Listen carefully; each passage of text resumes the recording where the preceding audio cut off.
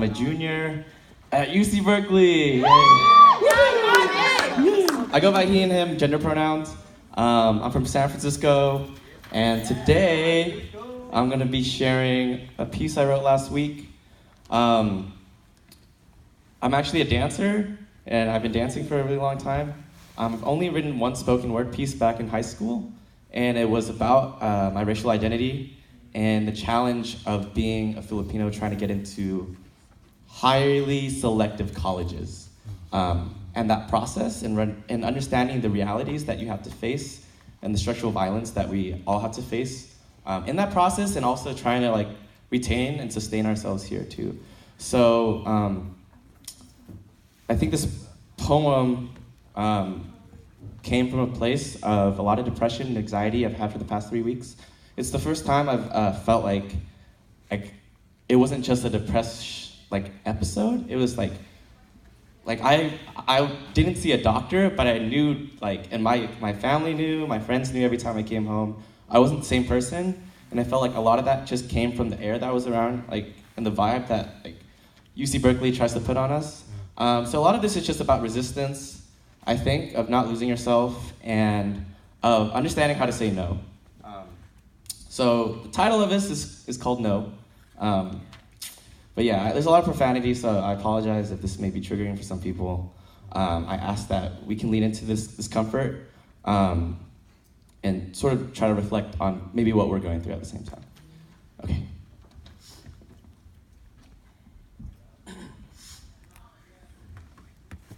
How are you?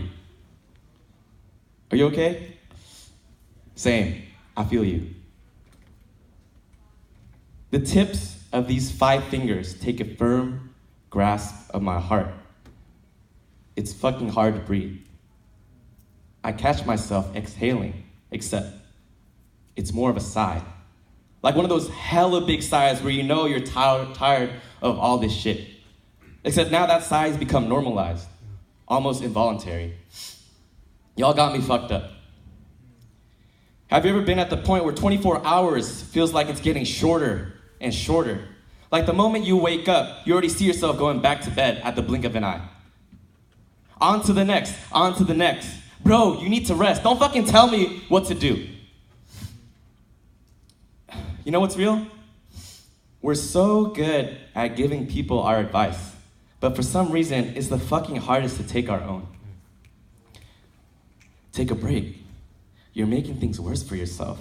Shit, you don't think I know? Poison.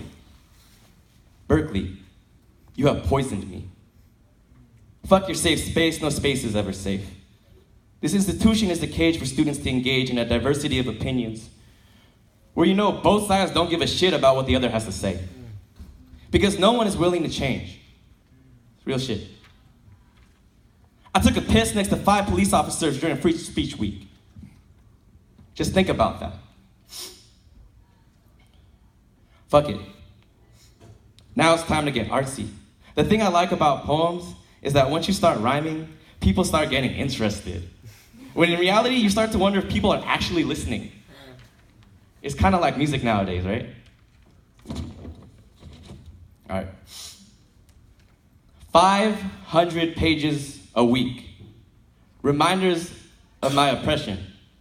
The world telling me I'm behind because of natural selection. Shout out to Darwin. Because white people still don't get enough recognition.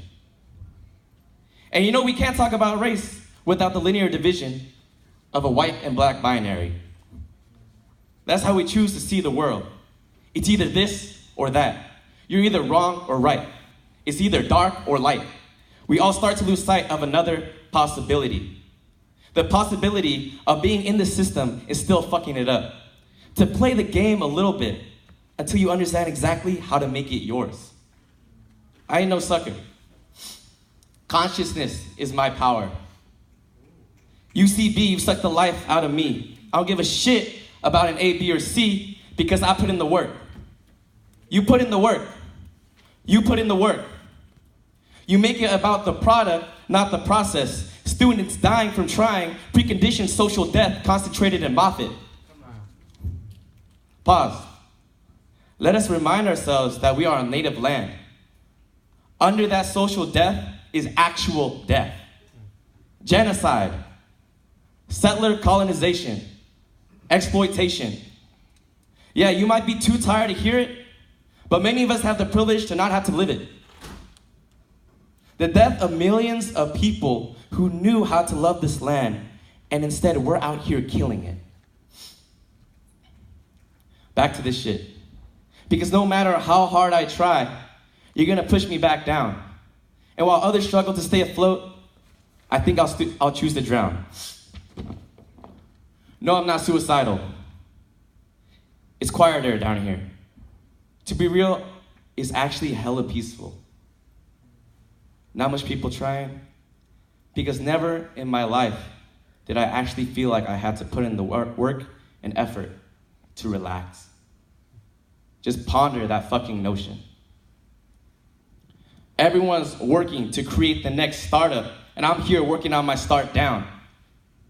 Kicking it on the dark side is often a place to check if you really love yourself. Mom's not there.